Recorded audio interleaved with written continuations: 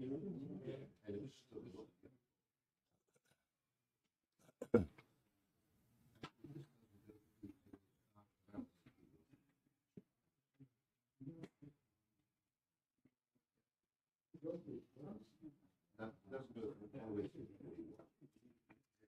right, I will say good morning. Let us begin.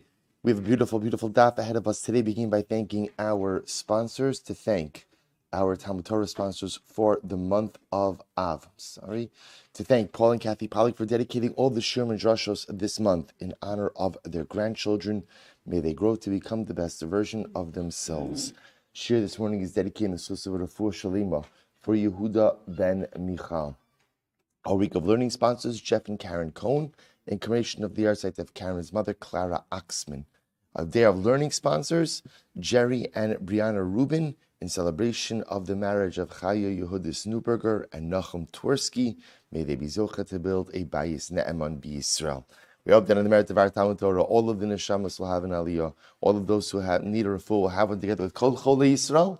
And every chassan and kala, and even those who aren't a chassan and kala, should be zocha to build a bayis ne'eman b'Yisrael. All right, those with that, let us begin. A lot to do today. We had a really beautiful daf ahead of us today. Today's daf is Mem Aleph 41. We are picking up on Mem Amud Beis, and we just really got into the Mishnah. So let's begin. Actually, at the Gemara. So let's just begin again at the Gemara. So Amar Yehuda Amar Rav, Zudi Rabbi Meir. So most remember again, the Mishnah outlined an interesting model, right? And the model of the Mishnah was that essentially there is a switch off. When a girl is entitled, when the father is able to sell his daughter, she's not entitled to knas. Conversely, when she's entitled to knas, ultimately, again, the father is not able to go ahead and sell her. So the Gemara says, Rav, Sudiv Rabbi Meir. These are the words of Rabbi Meir. Avacham the Chum say, Yesh la knas b'makom mecher. The knas says, no, the two concepts overlap. The concepts of knas and mecher, in fact, do overlap. The Sanya, I will say, where did we learn this from? The Sanya, we've seen in the Raisa, Kitana mibas yom echad, ve'ad shetavi shtei sa'aros yesh la mecher ve'in la knas. A young girl, from the age of yom echad, from one day, until she brings signs of physical maturation. So we'll say, we are assuming right now that what this means is, from the time that she's 1 day old, up until the time she becomes a nara. We assume that signs of physical maturation, right, represent naros. So ultimately, from that period of time, she is entitled to, father is able to sell her, but ultimately she is not entitled to knas. From the age of na'aros until bagros, 6 months, 12 years old to 12 years old and 6 months, yesh la knas ve'in la mecher. Ultimately, the father can no longer sell her. So again, the father's right to sell his daughter ends at na'aros, and knas only applies for that short window of na'aros, from na'aros to bagros. Rabbi Meir. So we'll say these are the words of Rabbi Meir. Good. Rabbi Meir over because Rabbi Meir said, "Kol makom sheish mecher ein knas, v'chol makom sheish knas ein mecher." Because Rabbi Meir said, the two concepts do not overlap. If the father could sell his daughter, there's no knas. If there is a knas, he can't sell his daughter. So we'll say, so once again, this is Rabbi Meir's model, which I want to point out is the model that we began this parak with. This is what we began the parak with. The right to sell one's daughter begins from the age of 1 day old until she becomes a na'ara. Once she becomes a na'ara, father can no longer sell his daughter. The halacha of knas applies only during the very limited window of na'aros, 12 years old to 12 years old and 6 months, up until bagros. The Chum have a different approach. Chum say, Ketana mibas gimel shana v'yom echad va'ad sheti bager yesh lo knas. The Chum say, from the age of 3 years old and 1 day up until bagros, through bagros, she has knas. She has knas. Knas in mecher lo, she has knas but not mecher. Ema af knas. Rather, it must mean she has knas even with mecher. So I will say, the position of the Chachamim is essentially the two concepts run concurrently. From the age of 3 years old in 1 day through 12 years old in 6 months, up until Bagrus, a father is able to sell his daughter, that's number one, and during that same time, she is entitled to knas. This is fundamental machlokes. Amar Rav Chisda, my time with Rabbi Meir. So what is Rabbi Meir's logic? What's Rabbi Meir's logic? So Amar Carcass, the pasuk is velo sihya liisha. Ultimately, the pasuk says that halacha lemaisa, in the case of the ma'anis, in the case of onis, in the case of when he violates her, the Torah says she shall be to him as a wife. So Rabbi Meir understands b'mahava atzma kasuv medaber. Torah is talking about a girl who is capable of entering into marriage. What is the age at which a girl is able to consensually enter into marriage? Naros. Naros. And this pasuk, of course, is talking about the knas. So you see from here that according to Rabbi Meir says that halacha l'maisa, knas only applies at a time where she could technically enter into marriage, which means from Naros and on. For Rabbanon, Amrei Shlagish, the Rabbanon who say the name of Reish Lakish, Amar the pasuk says, Nara, afilu kitana b'mashma. This is so fascinating. They darshan above say that when the pasuk says Nara, by knas, Nara even means kitana. I will say that is such a strange rasha, or at least it seems like a strange rasha, because usually Nara means Nara, right? And Nara is a defined halachic status between 12 years old and 12 years old and 6 months. And yet here we're saying that Nara means kitana. So I'll say, what does that mean? So let's analyze this. Shomra Pabarei Drav Chanan, Mibe Kluchis, Azul Amra Kamei Drav Simi Barashi. Amra, he said to him, Ason Mehamas Nisala, you learn it from there. Anon Meha Masninala, we learn it from here. Amra Ishlakish, Hamotzi Shemra Ala Kitana. So I'll say, essentially, the drasha of the Chachamim, of the Rabbanon, is that they understand that the word Nara, see, up until this entire time, we've been focused on the fact that Nara, we always assume that Nara means Nara. It means to go from 12 years old to 12 years old to 6 months. The Chachamim coming along and say, no. Nara means kitana. In other words, it doesn't not mean Nara, but it also means kitana. Nara is an expansive word that essentially covers a girl from 3 years old in one day, through what? Through 12 years old and 6 months, or I should say, up until 12 years old and 6 months. So where do we learn this from? Amrei Shlakish, a different source as well. Hamotzi shemra ala kitana pater. It's interesting, I will say. If a man marries a kitana and he's motzi shemra, then I will say, what does it mean to be motzi shemra? Motzi shemra is the process where a man marries a woman, and then what occurs? He claims that she was not a basula. She was not a basula. Okay, so if a man is motzi shemra on a kitana, pater. Ultimately, again, he's pater. Rashi says, pater, deva onsha osamea kesev v'nasnu la'aviha na'ara maleksiv. Now, both say, listen to this. So, man marries a kitana, which, again, could technically happen. Let's say the father marries the girl off. So, the father marries his minor daughter off. Husband claims she wasn't the basula. It turns out, husband's lying. However, we are saying that, husband's lying. So, I'll say, generally, there's a penalty payment you have to pay. So the Gemara says over here, Shlakish says, in this case, because she's a kitana, he's pater. What's the pshat? Shene'emar, v'nasnu la'aviha na'ara male dibra kosov. Oh, I will say this is fascinating. So the Gemara says like this. The word na'ara is written different ways in the Torah. Sometimes na'ara is written male, nun, ayin, resh, hey. And sometimes Nara is written chaser, deficient, nun reish ayin. Reish Lakish suggests the following. When Nara is written male, nun reish ayin hey, halacha l'maisa, that comes to tell us that it is only referring to, that's an exclusionary phrase. And what does it exclude?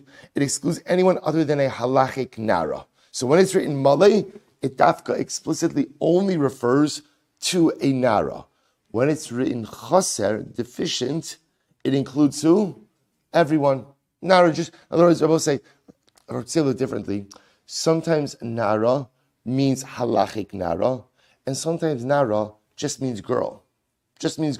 How do you know which is which? Reish Lakish posits, Nara written malek in the complete form means dafka, only a Nara. Nara written in a chaser form includes all girls. I mean, when I say all girls, of course, everyone agrees that where does it end? At Bagros, right? At Bagros.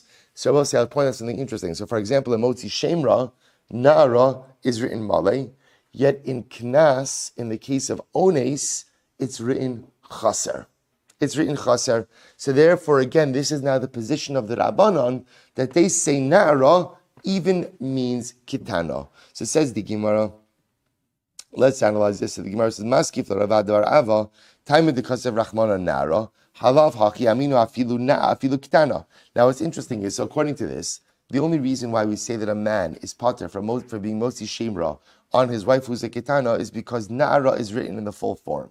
Had it not been written in the full form, Malay, I would have assumed that he's chayiv even for being motzi shemra on a kitana. V'haksiv, but the pasuk says, V'im emes haya hadavar hazeh lo nimtzu b'sulo na'ara v'otziu es hana'ara pesach beis avia uskaluha. Yet Rabbosai, we learn, what does the pasuk say? The pasuk says that if it wasn't indeed true, and the girl wasn't a besula, and therefore we understand because she wasn't a besula, she must have had relations after Erusin, that we would execute her. But if we're talking about a kitana, ukitana lav bas onshinhi, a kitana is not subject to punishment. To which the Gemara says, you're right. Elakan nara hakomakum shene'emar nara afilu kitana mashma.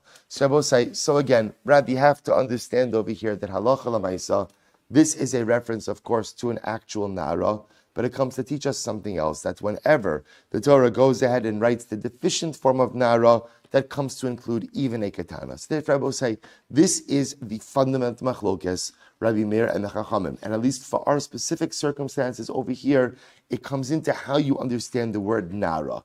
Rabbi Meir is clearly of the opinion that nara means nara. And therefore, the halachos of ones and mifata only apply to a nara. Only apply to a nara. That's it. Right? On the other hand, the Chachamim or the Rabbanan hold that no, nara means different things in different places. When nara is written malay, nun ayin resh hey, that's where it's malay, then ultimately only refers to a nara. If it's spelled deficiently, as it is in the case of onis and mefata, it could apply to any girl below the age of Bagrus. That's the fundamental machlokes. Good. Well, says the Mishnah, top of Mem Aleph. Very interesting sugya. Ha'omer pasis yes bito shel ploni. But listen to this case. Reuven comes along, and Reuven comes to Beis Din, and he says, I admit that I seduced the daughter of Shimon. So just to be clear over here, no one is initiating a claim against Reuven. Right? Not Shimon, not Shimon's daughter Rachel. No one has initiated the claim. Apparently, again, Reuven has a guilty conscience, so he shows up to Beis Din and he says, I did it. I seduced this girl. So now this is a fascinating case. What does the Mishnah say? Mishalim boshes hu begama piatzmo. So remember again, going back to what we've learned, what are the buckets of payment for seduction? Right? So there's boshes, pigam, there's no tsar, right? And knas, and the penalty payment. So the Mishnah says like this: based on his own admission, Reuven will pay boshes and pagam, ve'in mishalim knas, but he does not pay knas. He does not pay the knas. Rabbi say, why doesn't he pay the knas? Take a look at Rashi. Ve'in mishalim knas. This is really interesting. Rashi says, "Babava kama nafkulon mode biknas potter me'ashar yashiun elokim prat l'marshias asabosai." There is a concept in halacha of mode biknas potter. If you proactively admit that you are liable to a knas payment, in a fascinating twist of events, you are potter. This is based on a drasha in Baba Kama, that the only time that you are chayiv for a knas is when you are found guilty by a court to be liable to knas. If you admit the knas of your own volition, you are potter. It's just based on the Gzeras HaKosov. So this is fascinating. So now Reuven rolls into Beis Din. He says, listen, I seduced Rachel, Shimon's daughter. Beis Din says, okay, you're going to be chayiv to Boshes and Pegam, but potter from Knas. So also remember again, this goes back to yesterday's daf, or in truth is already Sunday's daf, where again, really Friday's daf, possibly Thursday's daf, right? You will say, where again, we essentially see that there are different forms of payment. In halacha, there's mamon and there's knas. So we're going to see in just a moment. Knas is a penalty payment. Mamon is compensatory damages. Compensatory damages, you could be liable through your own admission. Knas, you are exempted through your own admission. How we know the difference, we'll see in just a moment. Similarly, the Gemara says, Homer ganafti. We'll say same thing. Let's go through some other examples. Reuben comes to the Beis Din. I stole Shimon's watch. Or better yet, I stole Shimon's sheep. Mishalim es hakeren al pi atzmo, ve'lo mishalim tashlumi kefel. You pay back the principal, but you don't pay back kefel, right? Kefel is the double payment, right? Similarly again, or tashlumi arba v'chamisha, or you will not pay the 4 and 5 times. Well, remember again, 4 and 5 time penalty payment represent the theft and slaughter of a sheep or an ox. You won't pay these items because these are penalty payments, right? Hamis shori es ploni, o shoro shel ploni. But let's say Reuven comes into Beis and Reuven admits, my shar killed Shimon, or my shar killed the shar of Shimon. Harezim mishalim al pi atzmo. So Reuven ultimately again will pay compensatory damages based on his own admission. Hamis shori avdo shel ploni. If Reuven comes in and he says, my shar killed the eved of Shimon. So let's remember again, what's the halacha if your shar kills someone's eved? We just saw this in yesterday's daf. What's the halacha? 30 silver pieces, 30 shkalim. So what's the halacha? Ein mishalim al pi atzmo. You don't pay of your own admission. So I will say, here's the principle. The principle is you could pay. You are obligated to pay compensatory damages through your own admission, but you are exempt if you admit to a knas. You are exempt from that knas. You can never pay a knas based on your own admission.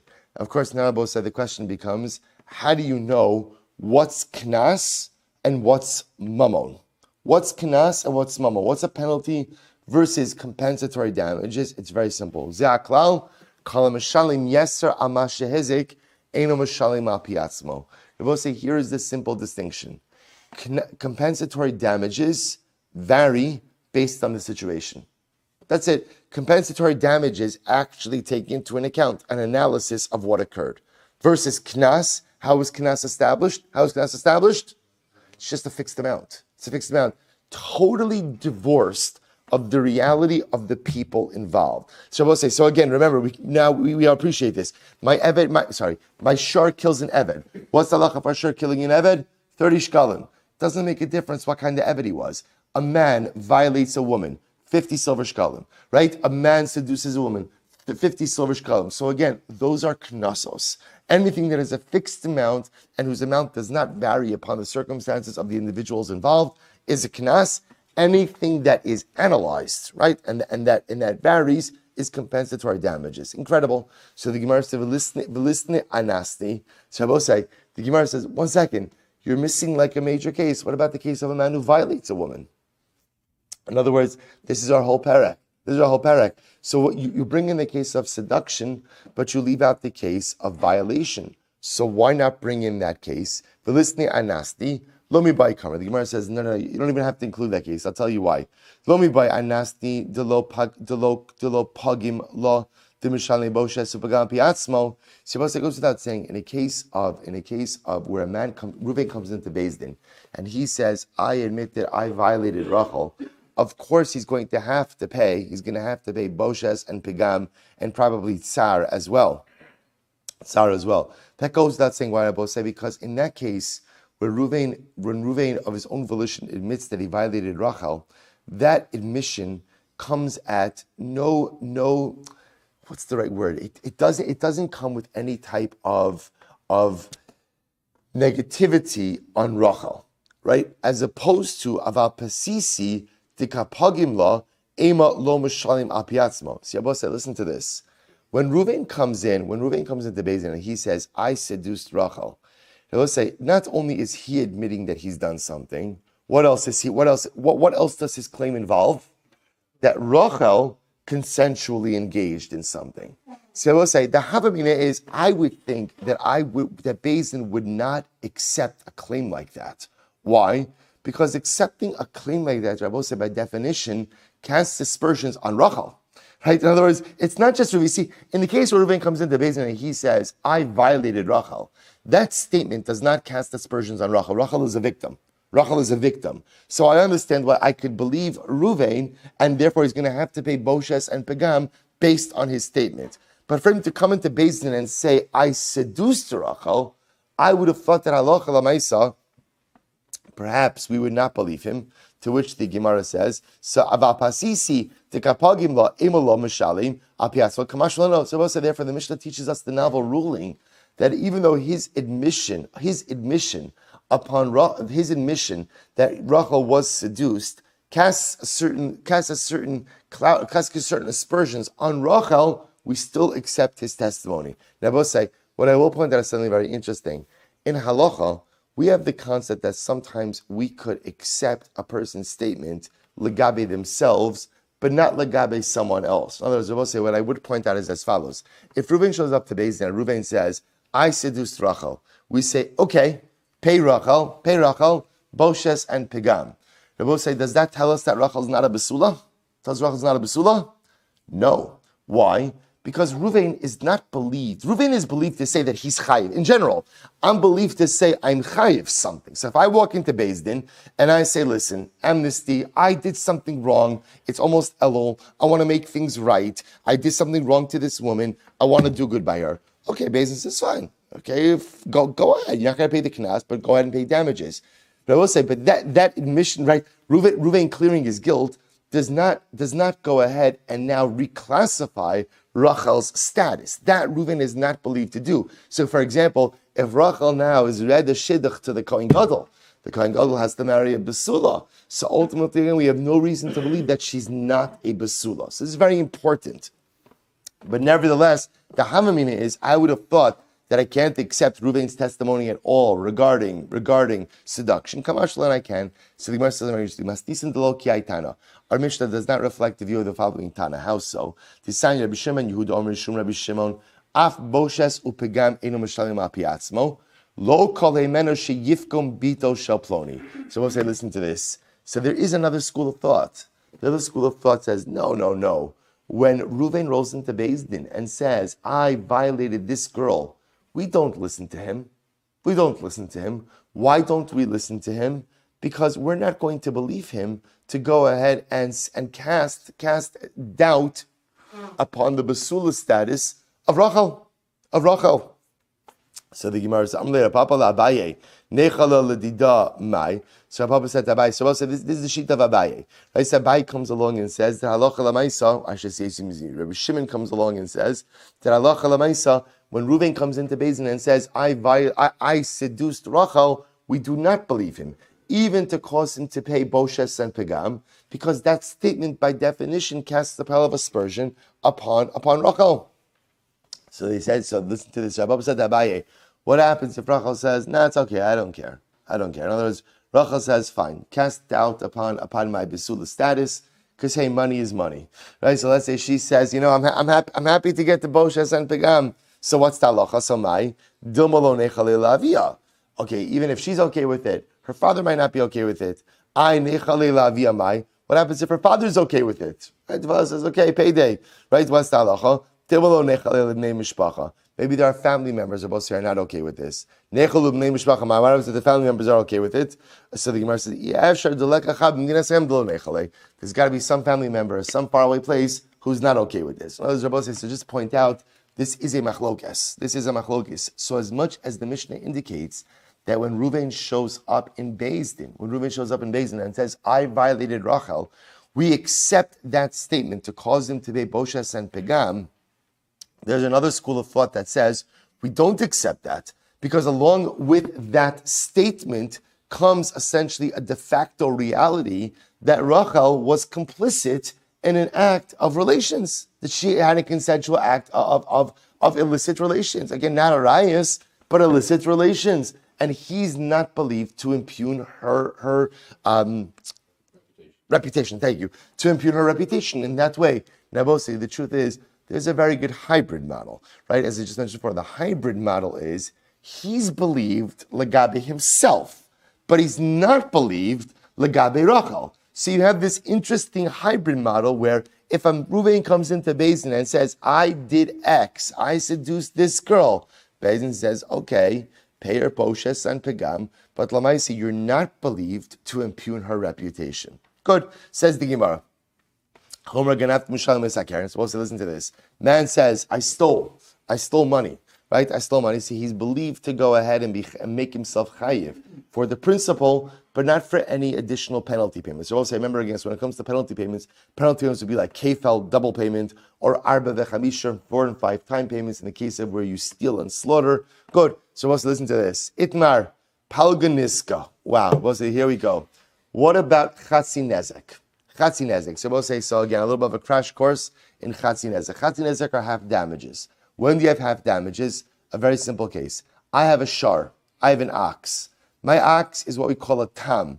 Tam means docile. It's never hurt a person, never hurt another animal. Okay, now what happens?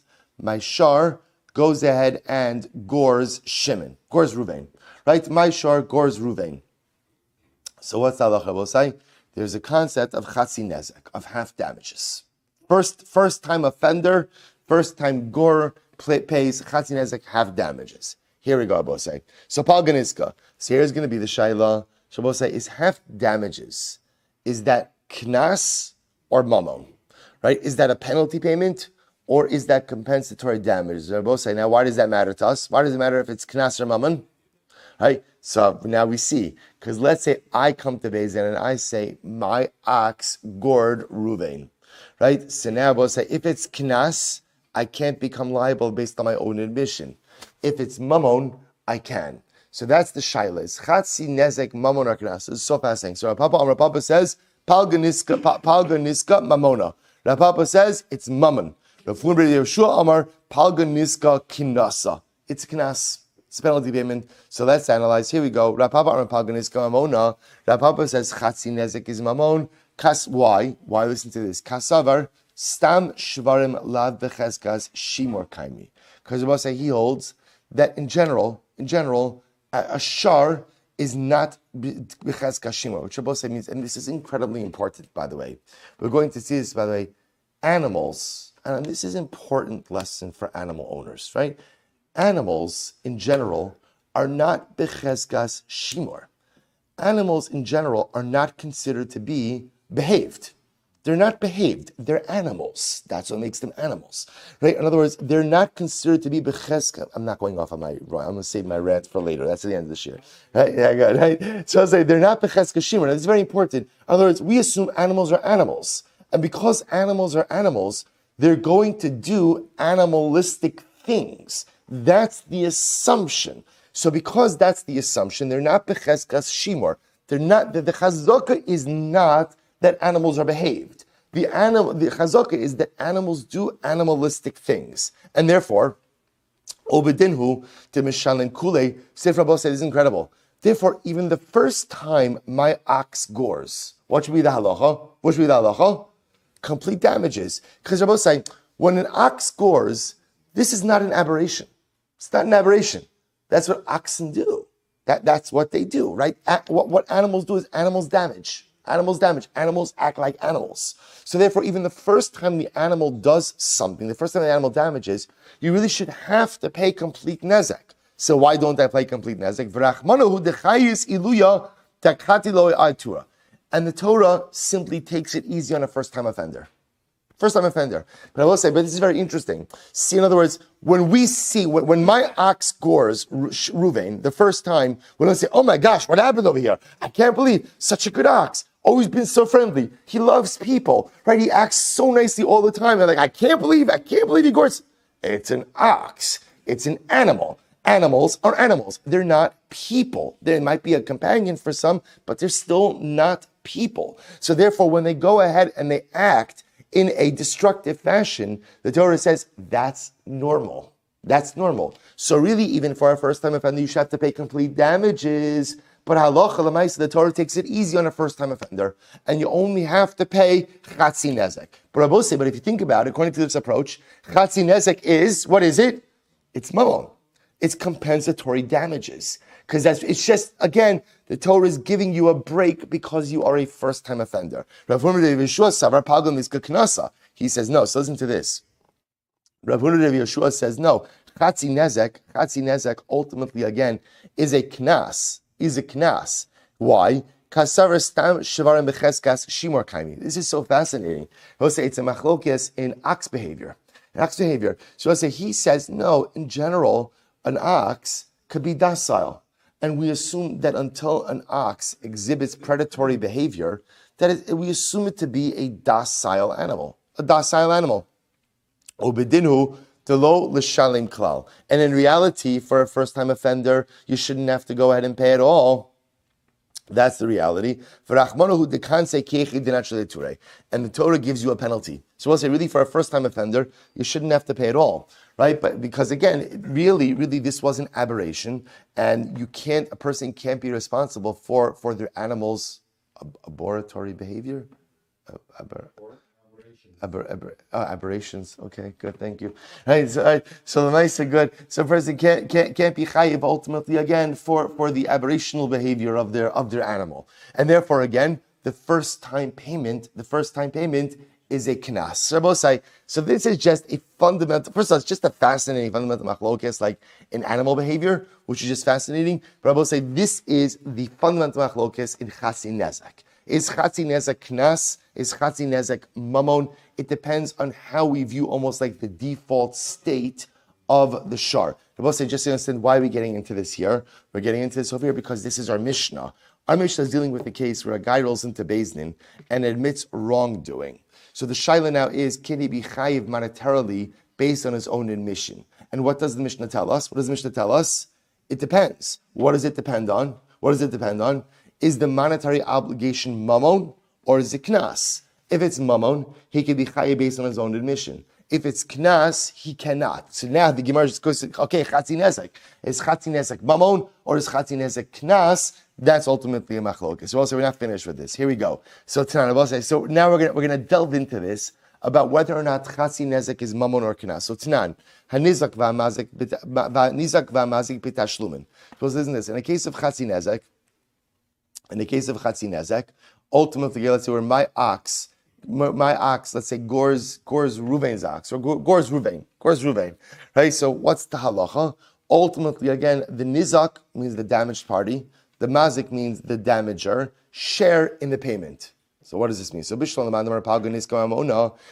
say that chatzi nezek is mamon, hainu d'shayich nizak b'tashlumin, then I will say it makes sense that ultimately, again, even the damaged party shares in the payment. How so? Because Lamaisa, the damaged party is only getting half damages. So in that respect, they're sharing in the payment. But I will say, according to the approach that chatzi nezek is a knas, hashtod delav didei shakel bitashluminisa, then I will say, really, if you hold it's knas, that in reality, halacha lamaisa,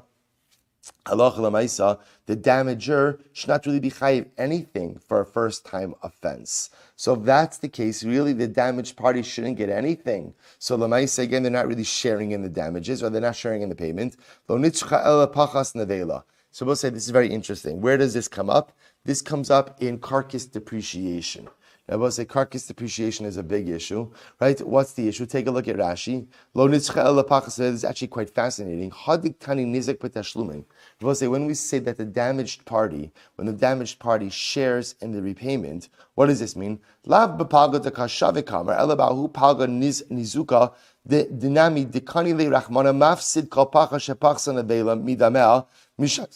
Misa achas hamada bedin sheshames hanavela kama haya yafa asher b'chayev v'kama haisen avela yafa b'shas misa u'mishalem hachatzi avamashruzu d'minavela b'shas misa achas mechira. And I'm supposed to listen to this. So here we go. My ox goes ahead and damages Ruvain. Right? So we'll say, so now what happens? First time offense. This is going to be chatzi nezek, right? So again, remember, how do you go ahead? Actually, let's keep it simple. I should say, my ox damages Ruvain's ox. So we'll say, so now what happens? Or let's say kills Ruvain's ox. Let's keep it easy. Kills Ruvain's ox. So we'll say, first time offense for my ox, therefore chatzi nezek. Then we'll say, how do you establish chatzi nezek? So ultimately, again, kol pecha shepachsa l'vela. I'm sorry. So sheshomer sanavela kama haya yafa. Hashar b'chayev, the kama haisen aveliyaf b'shas misa. So we'll say, how do you establish chatzi nezek?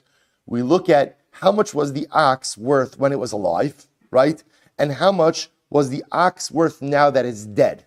We take that amount, u'mishali machatzi, you pay half that amount. Avama shozlu demei nevela mishas misa. So Rabbi say, so now what happens? So watch this. So now, just one more time. My ox goes ahead and kills Ruvain's ox, first time offender. Now I'm going to pay chatzi nezek. And how do I establish chatzi nezek? What was Ruvain's ox worth when it was alive? What is Ruvain's ox now worth when it's dead? Take the difference of those amounts, and I pay half of that. Okay, now Bosai, now where does the money come from? So now I go ahead and what? Now watch this. So now, so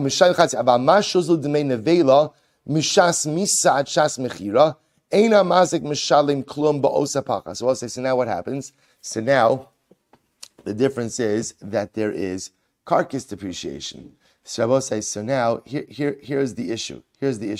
So now Ruvain's going to go and sell off his animal carcass.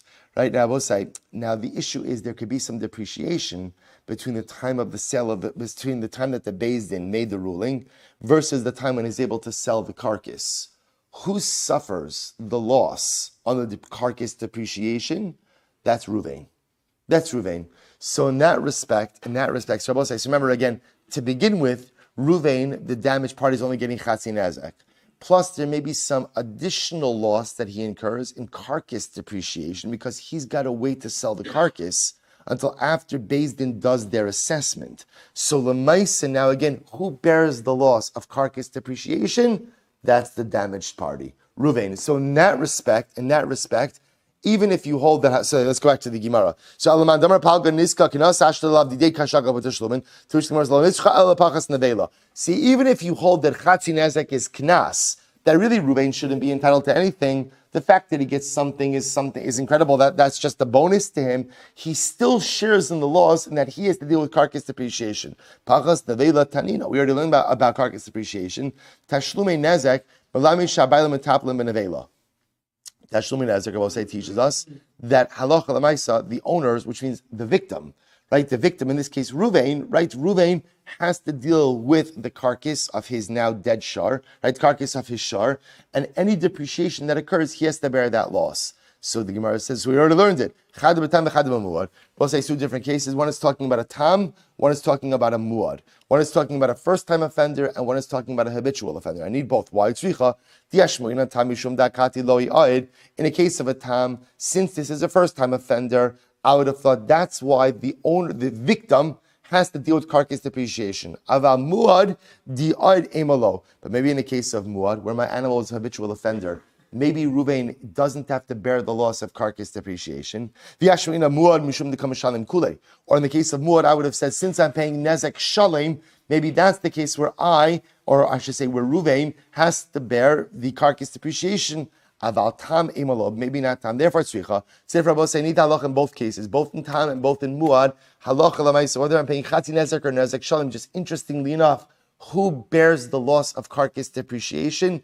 That is always going to be on Ruvain. Quite fascinating. So Tashma, so I just want to point out, we're still in the midst of this machlokes. Is chatzi nezek mamon or is chatzi nezek knas? That is still a machlokes. So let's analyze. Tashma, ma bein tam lemuad. What's there between tam and muad? Shatam mishalim chatzi nezek migufo, umuad mishalim chatzi nezek shalim minalia. Well, so listen to this. Tam pays chatzi nezek from the worth of the damaging animal. And I will say, this is another machlokes.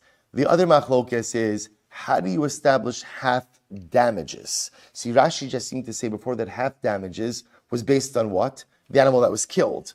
This particular brisa indicates to us here that chatzi nezek is actually based on half of the value of the damaging animal. So my shar, my ox, which gored Ruvain's ox, chatzi nezek is half the value of my ox. I pay Ruvain half the value of my ox. Versus nezek shalim, complete damages, halacha l'maisa is ultimately min ha'aliyah, is assessed from the best of the property of the damager. So it says the Gemara, velo katani, so that's the distinction. Velo katani shatamay mishalim al pi atzmo, umur mishalim al pi atzmo. I will say, now if chatzi nezek was really a knas, you could have made another distinction. What's the other distinction? Chatzi nezek cannot be paid based on your own admission. Nezek shalim, which is mamon, can. Ton of a shear. No, that's not a good example. The Brisa doesn't mean to include a complete and exhaustive list. It left off certain things. My shear, what did it leave? The high shear. Shear chatzi kofer. But say left off the case of chatzi kofer. Now what's chatzi kofer? Take a look at Rashi. Last Rashi on the daf. Shir chatzi kofer. Lo shna kalichilukim shebeneim. Shari af yesh chiluk ze beneim. Shamuat shehemis es ha'adam shalim kofer. Shalim. V'tam shehemis afilu chatzi kofer. Kedino ben Izakin lo mashal. Listen to this. If my ox kills a person, chas v'shalom, even if my ox ultimately again, if my muad ox killed a person, I pay what's called kofer shalim. Kofer is the payment you pay for for the ox killing a person. However, if halacha l'maisa, my ox was a tam, never did anything to anyone, there's no concept of chatzi kofer. There's no concept of chatzi kofer. Therefore, again, if my ox were to kill a person, the first time it does it, I'm pater. So the Gemara says, Im yushum chatzi. So that's another distinction, and that's left off the list. Im yushum chatzi kofer lav shura. Chatzi kofer is not a good thing missing from the list. Why? Amud beis. So the Gemara says, how many? Whose opinion does this reflect? Rabbi Yossi Aglili he da'amar tam mishan chatzi kofer. Because Rabbi Yossi Aglili holds that the tam ultimately does pay chatzi kofer. All right, tashma. So we'll say, I just want to point out, all of this is just to follow the progression. Our Mishnah introduced us into the world, to the distinction between knas and mamon. That knas, you cannot pay based of your own admission. Mamon, you can. We're just doing a deep dive now into chatzi nezek, half damages that you pay when your ox is a first-time offender. And we're just trying to figure out, is chatzi nezek mamon? Is it a compensatory damage? Or is it knas? Is it a penalty payment? Why do we care about that? I care because if I roll into Beis Din, and I say, my ox gored Reuven's ox. Reuven's not suing me. Reuven has no idea. I'm coming and admitting. Can I be chayiv to chatzi nezek based on my own admission? Tashma. Second line from the top. Mem Aleph Mem Beis. Tashma. Hey Mishori es Ploni. Oshoro Ploni. My ox went ahead and killed Ploni or killed the ox of Ploni. Harei zeh mishalim al piatzmo. I could pay based on my own admission. My lav bitam. Are we not dealing with a tam? And therefore, what I'm really admitting to is what? Is chatzi nezek. And what do you see from here? That you could be chayiv chatzi nezek based on your own admission, which tells me what? That chatzi nezek is mamon. The Gemara says, lo, b'muad. No, it's about muad. Aval b'tam mai. But if I were to admit that my tam animal went ahead and killed someone, or I should say injured another ox, what would be the halacha? Eno mishalim piatzmo. Ultimately, then you would not pay based on your own admission. What do you see from here? That chatzi nezek is knas. If that's the case, adatani seifa avdo shel ploni eno mishal piat. So if that's the case, then at the end of the brisa, which says that if I come and I admit that my ox killed the eved of Ruvain, that I don't pay at all because that's knas. Niflog v'nis nebedidei. Don't introduce that case. Rather, just go ahead and splice the first case and do a subdivision of the first case. When is this so? That ultimately, again, if I come to Beis Din and admit that my ox gored Ruvain's ox and I'm going to be chayiv, that's by a muad. Aval betam eno mishalim al piatzmo. But ultimately, again, by a tam, I would not go ahead and pay based on my own admission. And from that, you would be able to learn that chatzi nezek is indeed knas. To which the Gemara says, no, kula b'muad kamari. It's just not the brisa. The entire brisa is talking about a case of muad. It's not talking about a case of tam. Okay, so tashma zakla kol mishalim yesra mashem azek eno mishalim piatzmo. So let's listen to this. What did the brisa say before? And we actually had this in Mishnah. What's the klal say? Any time that you pay more than you're obligated to pay, that shows that what's the nature of your payment? It's a knas. And if it's a knas, then what? Then halacha l'maisa, you do not pay based on your own admission. Now, what could I infer from this? Hapachos mimashe hizik, b'shayim hapiatzmo. I could infer from this, but if you pay less than what you're liable to pay, then what? You can pay based on your own admission. Now, both say, what's an example of paying less than what you're obligated to pay? Chatzi nezek. And it sounds like over here that you can pay chatzi nezek based on your own admission, which tells me that chatzi nezek is what? Mamon. To which the Gemara says, Lo tema pachus mashehizik. So no. Don't say less than you damaged. Ela ima ha b'mashehizik mishalim apiatzmo ava pachos mai enu shalim apiatzmo. No. Rather, you could make a different inference. When can you pay ultimately again based on your own admission? That's when you're paying what you're liable to pay. But if you have to pay more than what you're liable to, or less than what you're liable to, that's called the knas. And the knas ultimately, again, is not paid based on your own admission. If that's the case, listni zaklau, kol she'enu mashalim b'ma shehizik, enu mashalim api atzmo. If that's the case, then just make a more general statement or more inclusive statement. Anytime you're not paying what you damaged, right? So in other words, if I'm paying compensatory damages, that means I'm paying what I damaged. Anytime I pay and my payment does not reflect what I damaged, either because I'm paying more or what? I'm paying less.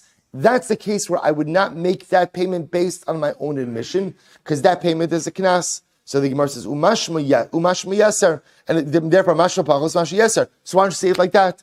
To which the Gemara says, tiyufta. That's a good refutation. The hilchasa, but the halacha is palga niska kinasa.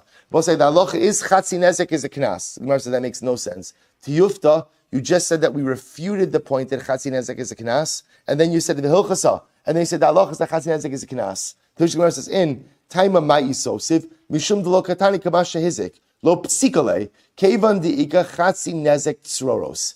To which the Gemara says, I'll tell you why. The Mishnah cannot make a statement that anytime you don't pay exactly what you're chayiv to, ultimately, again, that's going to be called knas and not mamon. I'll tell you why. I will say, there is an interesting case. All right, there's an interesting case called chatzi nezek tzroros. I will say, what's chatzi nezek tzroros? Here we go. If an animal goes ahead and is walking and kicks up pebbles, and as a result, ultimately, again, of kicking up pebbles, let's say my animal's walking, my shar or my chicken is walking, kicks up pebbles, the pebbles break the kli of Ruvain. Pebbles break the kli of Ruvain. So I will say that is called tzroros. So I will say tzroros is actually really quite interesting. Tzroros ultimately, again, are considered to be, if you take a look at Rashi, it's considered to be a tolda of regel. Let's say regel are damages that an animal does in its normal course of walking. So I will say there's a halacha l'Moshe Misina that says that for a first-time offender through regel, through a normal act of animal behavior, ultimately, again, you only pay chatzi nezek. But that chatzi nezek is considered to be mamon, is not considered to be knas. So there is a case of where you go ahead and you pay less than what you're liable to pay, but it's still a case of mamon and not knas. If you take a look at Rashi, all right, I won't try to finish. Rashi says over here, Rashi says, Kevan di kachatzi nezek, take a look. The mishtalim beniske behema b'ma'aleches ve'tizat tzroros metachas ragla. But listen to this. An animal is walking, and in its course of walking, ultimately it kicks up stones. And what happens? Ve'zika. And now the stones, the pebbles, break something. Disnar b'babakama de mishalemes chatzi nezek. Abahu chatzi nezek kamla babakama tilchasa gemirula misinai shutolda deregel upitura b'shus arabim. I will say generally, any damages that an animal does through regel, I will say regel is just damage that an animal does in its normal course of walking. In general, the owner is pater for those type of damages when they are performed in the public domain. Ki regel v'niski regel lav knasaninu elamamona sharimu edes mitchilasa vegabe tzroros tu da'akil rachmana. So I will say, so again, so interestingly enough, what ends up happening over here is really something fascinating. So I will say there is a case. So technically speaking, regel you're pater for, and therefore again halacha l'maisa. There is a halacha l'Moshe Misinai that says that for a first-time regel offense of tzroros, of kicking up pebbles, you are chayiv chatzi nezek. This is a halacha l'Moshe Misinai. But I will say this chatzi nezek is not knas. This chatzi nezek is mamon. So therefore, I will say what the Gemara is saying over here is halacha l'maisa. The Brisa cannot have made a statement that says anytime you pay less or more than what you're liable to pay, that's automatically knas. You can't make a statement like that. Why? Because it's not true. Because there is one case where you're going to pay less, but it's still mamon. What's that one case? Chatzi nezek of tzroros. Therefore, the Gemara says, so the hilchas hagemirila dimamonahu mishum hachi lo katani. So the Gemara says, so all right, we'll have to stop over here. We'll finish up the parak in Meretz Hashem tomorrow, and we'll see again the halacha l'maisa when it comes to the din ultimately again of when it comes to the din of Chatzi Nezek of Knas as well. Bosai Shkoyach.